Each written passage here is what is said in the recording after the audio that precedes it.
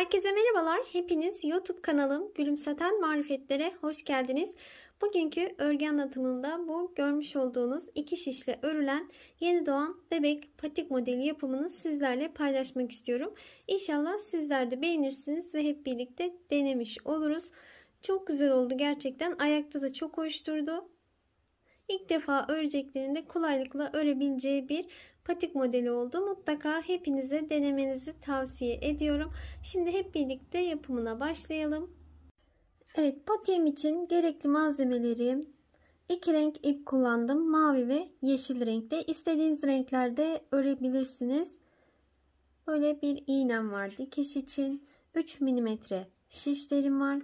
1 adet makasım var ipleri kesmek için. Öncelikle mavi rengimle başlayacağım. Şöyle masamı boşaltayım. İpi ben boynuma atarak örüyorum. Bu şekilde öğrendim. Sizler nasıl örüyorsanız o şekilde örebilirsiniz. Atacağım ilmek miktarında ipimi şu şekilde bıraktım. Şimdi şişimin bir tanesinin üzerine ilmek atacağım. İlmeklerimi şu şekilde atıyorum. Bu ilk sırada ilmeklerimizi gevşek atalım. Sıkı sıkıya bir ilmek atmayalım. Üst taraflarda haroşa örgü öreceğimiz için haroşa örgüde çok esneyebilen bir örgü türü. Alt kısmını bu şekilde sıkı sıkı örersek üst kısım esneyecek, alt kısım esnemeyecektir. Bakın bu şekilde esneyebilen bir örgü olması gerekiyor. Bu yüzden ilmeklerimizi gevşek atalım. Böyle toplamda 47 tane ilmek atalım. 47 adet ilmeğimi bu şekilde attım. Daha büyük yapmak için 4'er ilmek artırarak ilerleyelim. 4 arttıralım. Küçük geldi, 4 daha arttıralım. Hep böyle 4'ün katları şeklinde artma yapalım. Çünkü kuracağımız model bu şekilde. Daha büyük yapacaksak 4 ilmek fazlalaştırarak gidiyoruz. Şimdi burası örgümün arka yüzü. Başlangıç ipim bu tarafta. Ve örmeye başlıyoruz. Her zaman ilk ilmeğimi örmeden diğer şişime geçiyorum. Sonrakileri ters olarak örüyorum.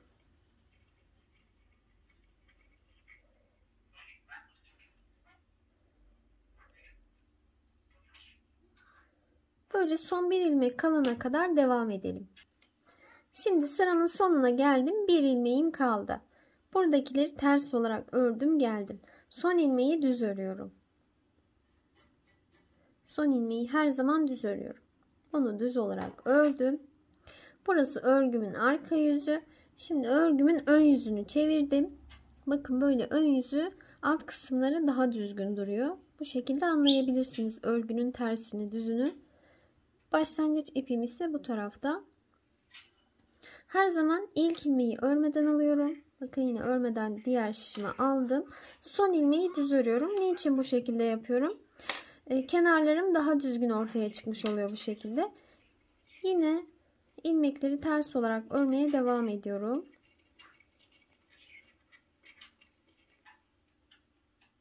Yine sırayı bitirelim. Evet, sırayı tamamladım. Yine en son ilmeğimi düz olarak ördüm. Burası örgümün ön yüzüydü. Bakın bir diş haroşa sırası oluşturdum. Haroşa sıralarını ben ilmekleri örgünün arka yüzünde ve ön yüzünde ters olarak örüyorum. Bu şekilde oluşturuyorum. Böylece örmeye devam edelim. Yine aynı şekilde toplam 7 diş haroşa sırası oluşturalım. Evet, ben sıralarımı tamamladım. Şöyle sizlere bir sayalım birlikte. Örgünün ön yüzünden sayıyoruz. 1, 2, 3, 4, 5, 6, 7. 7 diş haroşa sırası ördüm. 7. sırayı önden ördüm. Arka yüze geçtiğimde şimdi artık diğer rengimi, yeşil rengimi bağlıyorum. Modelimize geçeceğiz. Daha büyük ayak numaraları için yapıyorsanız burada 2 sıra fazla örün. Ayak numarasına göre 2, 4, 6 sıra olarak fazlalaştırabilirsiniz. Şimdi burada örgünün arka yüzünde model kurulumuna geçeceğiz. Modeli örgünün arka yüzünden kuruyoruz. İlk ilmeği renk değişiminde örelim.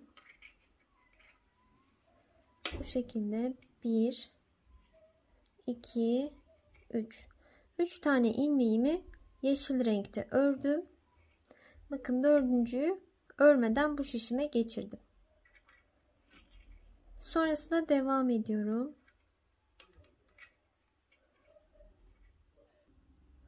Evet, 3 yeşil ördüm. Bir maviyi örmeden aldım.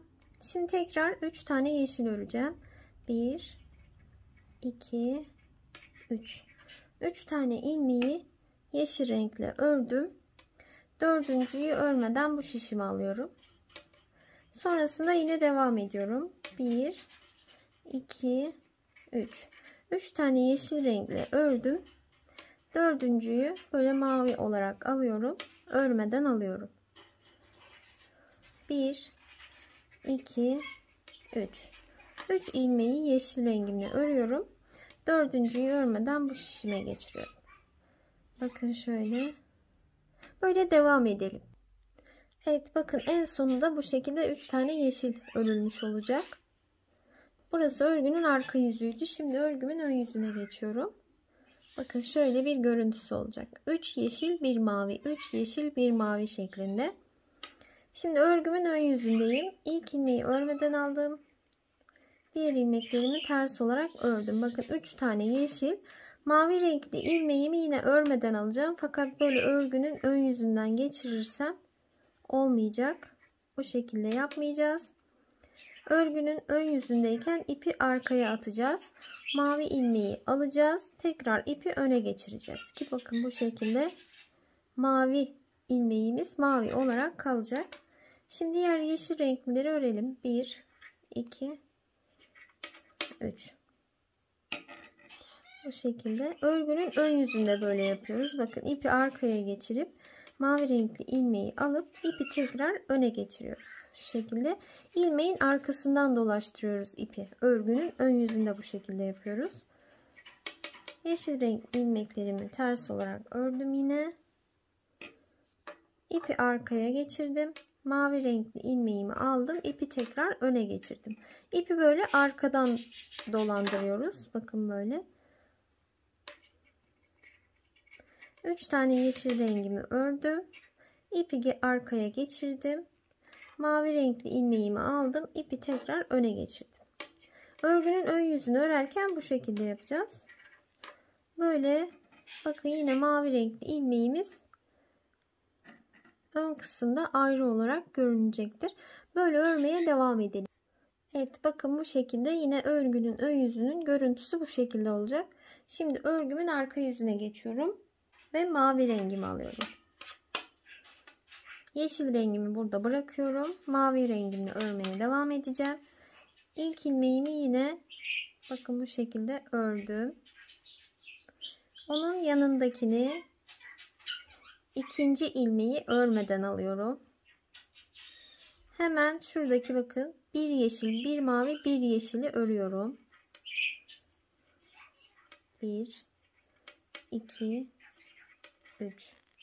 3 tane ilmeği ördüm. Bu kısma dikkat edelim bakın. Bir mavi renkle ördüm. Bir yeşil rengi örmeden aldım. 3 tane mavi ördüm. Şimdi burada yeşil renkli yani yeşil renkli ilmeklerden ortadaki ilmeği örmeden alacağız. Yine bu ortadaki yani ikinci ilmeği örmeden aldım. Sonrasında üçüncü yeşil ilmeği, mavi ilmeği ve ilk yeşil renkli ilmeği öreceğiz. 1, 2, 3.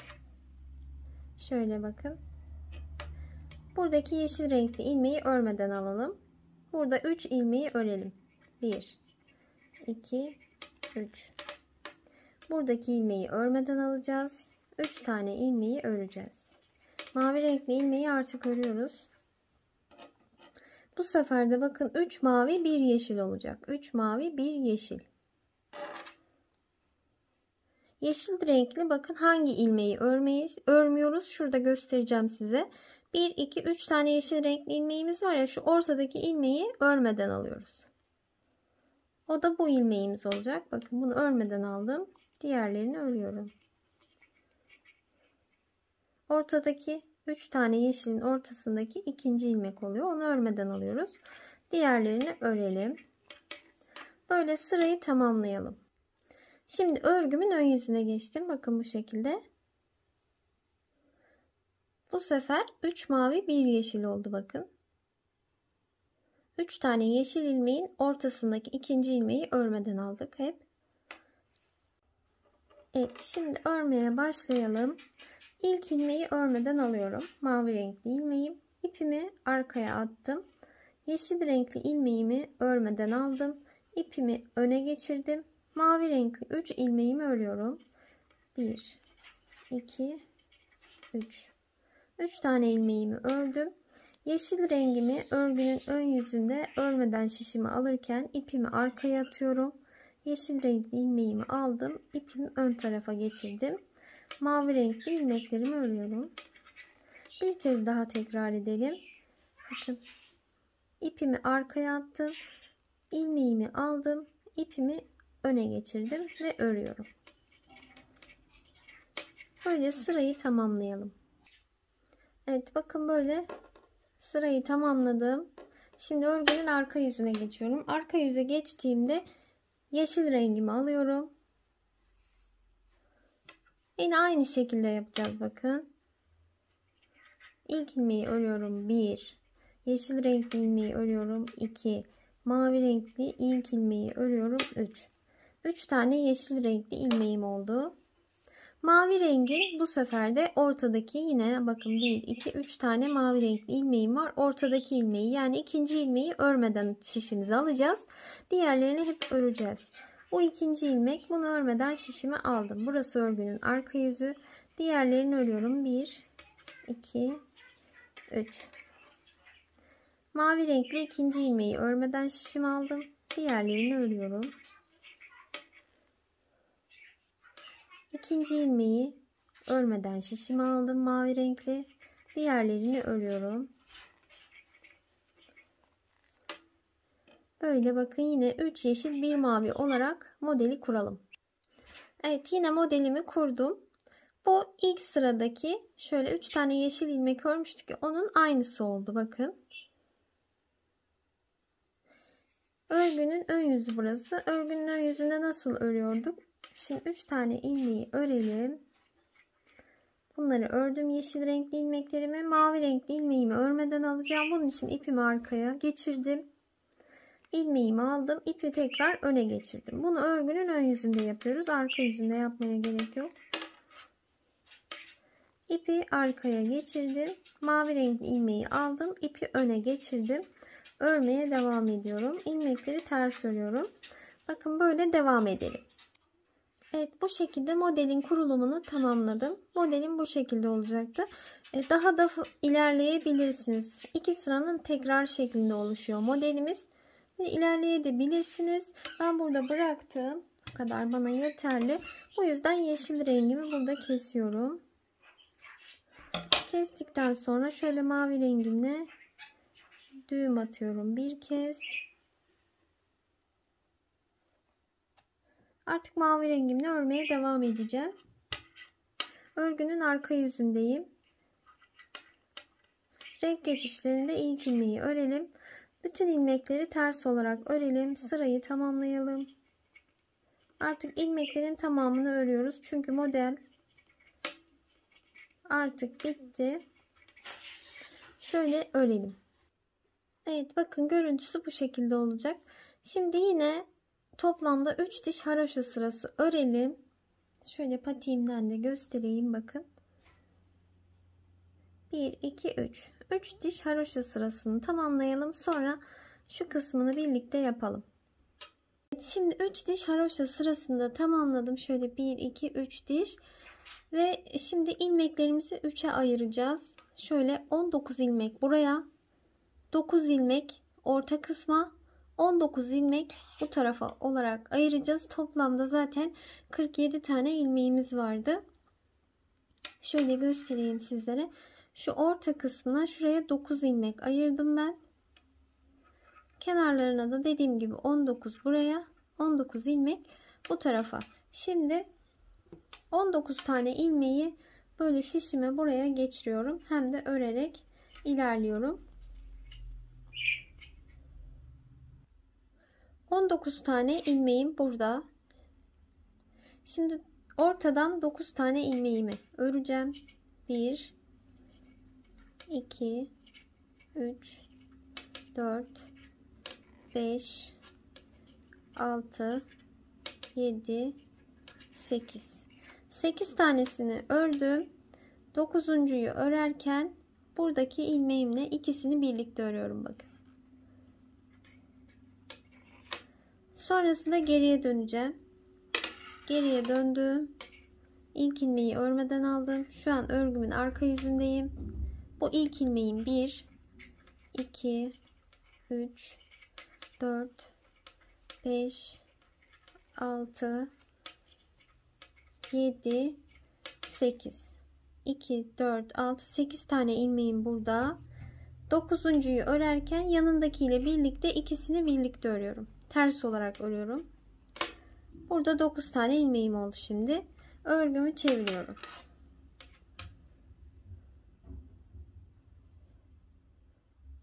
İlk ilmeğimi örmeden aldım. Diğerlerini ters olarak örüyorum. İlk başlarda ilmekleri sayın. Sonrasında saymanıza gerek yok. Bakın zaten ayrım yerleri belli. 2, 4, 6, 8 tane ördük. Bakın zaten ayrım yeri belli. 9 tane ilmek ayrılıyor. Bu 9'uncuyla buradan bir ilmeği ikisini birlikte ters örüyorum. Ve örgümü çeviriyorum. Hem bu taraftan hem bu taraftan ilmekleri eksilterek ilerliyoruz. Ortada 9 tane ilmek sabit ilerleyecek. Şimdi yine böyle örelim. Arka yüzündeyim örgünün. 9. ilmeğe geldim. Bakın zaten ayrım yeri hemen belli oluyor. İlmekler böyle ayrılmış bir şekilde. 9'uncuyla buradan bir ilmeği ikisini birlikte ters örüyorum. Örgümü çeviriyorum. Şimdi burada bakın bu şekilde 13 ilmek, yine bu tarafta da 13 ilmek kalana kadar böyle örmeye devam edelim. Evet, şimdi ben tamamladım. Şöyle bakın. Burada 2, 4, 6, 8, 10, 12, 13 tane ilmek. Ortada 9 ilmek. Yine bu tarafta 2, 4, 6, 8, 10, 12, 13 ilmek kaldı. Bunu ayak numarasının büyüklüğüne göre bu ilmek sayılarını fazla bırakın. Çünkü fazla ilmekle başlayacağınız için buradaki ilmek sayılarını da fazla bırakın. Yoksa şu kısmı dar olacaktır ve ayağa sığmayacaktır. Ben yaptığım yaşa uygun olarak bu ilmekleri bu kadar bıraktım. Şimdi toplamda 35 tane ilmeğimiz olacak. Hepsini topladığımızda 35 ilmeğimiz var. En son arka kısımdan ördüm geldim. Şimdi buradan devam ediyorum artık. Bir de şu kısımda bakın. 1, 2, 3, 4, 5, 6. 6 diş haroşa sırası örmüşüm. Şimdi 7.'yi örüyorum.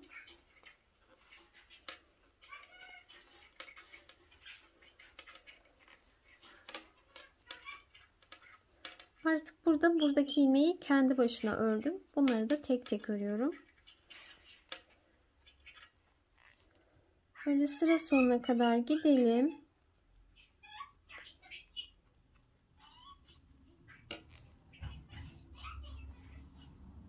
Artık ilmeklerimin tamamını öreceğim. Örmeden bıraktığım ilmeğim olmayacak.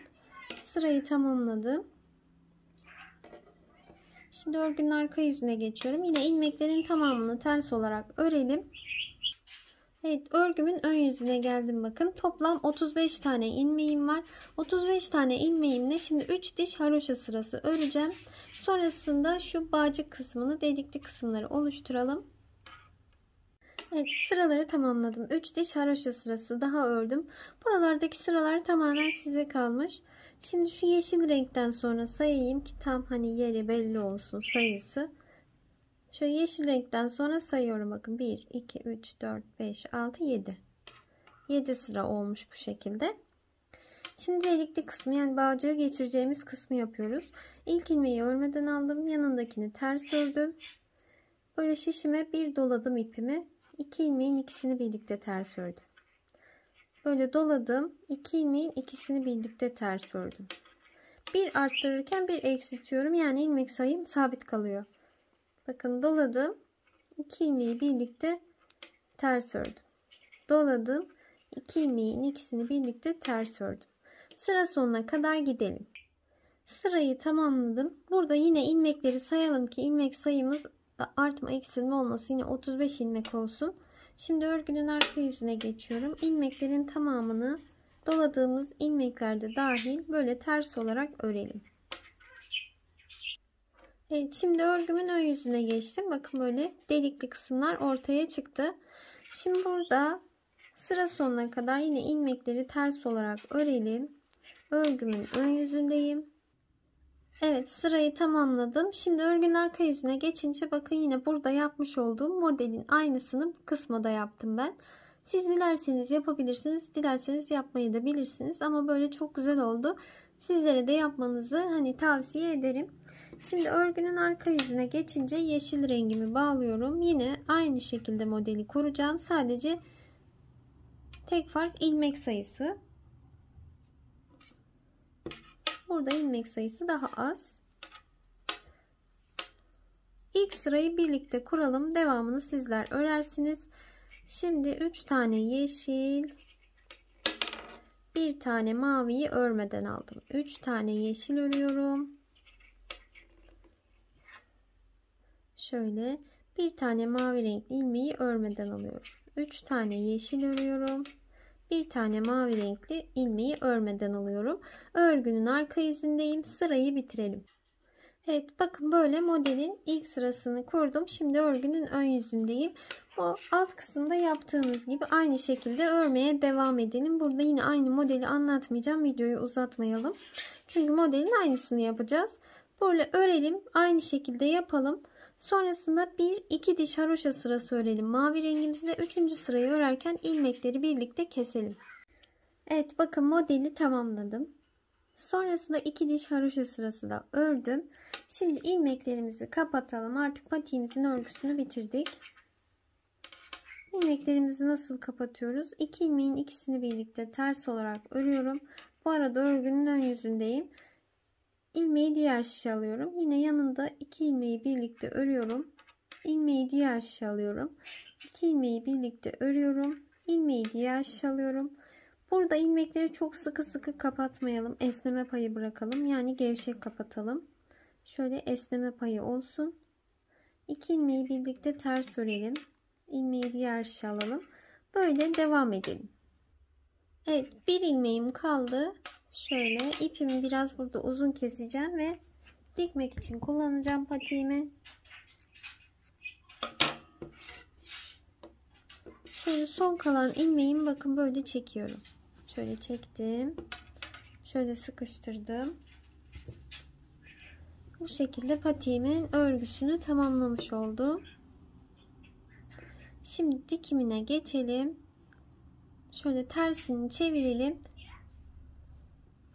İpimize iğnemizi geçirelim. Evet, şimdi dikmeye başlayalım. Öncelikle şu kısımdan bir sabitleyelim. İğnemi şöyle aldım. Şöyle bir doladım. Buraya düğümlü bir dikiş yaptım. Sonrasında ilmekleri şöyle karşılıklı alarak dikmeye başlayalım. Böyle iç taraftaki ilmekleri alıyorum.